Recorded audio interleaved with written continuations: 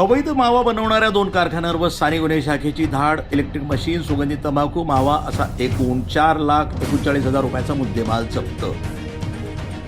माननीय मुमुका सुदर्शन पोलीस अधीक्षक अहिल्यानगर यांनी स्थानिक गुन्हे शाखेस जिल्ह्यातील अवैध धंद्याची माहिती काढून कारवाई करण्याचे आदेश दिले.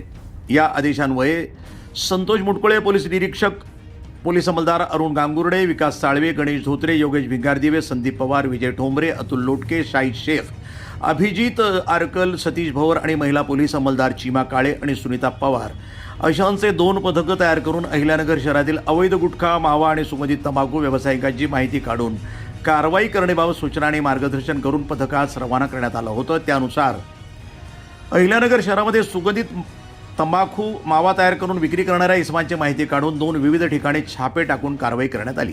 पथकाने केलेल्या कारवाईमध्ये तोफखाना पोलीस स्टेशनला 5 आरोपींविरुद्ध 2 गुन्हे दाखल करण्यात येऊन एकूण 4,39,486 रुपये किमतीचा मुद्देमाल जप्त करण्यात आला आहे.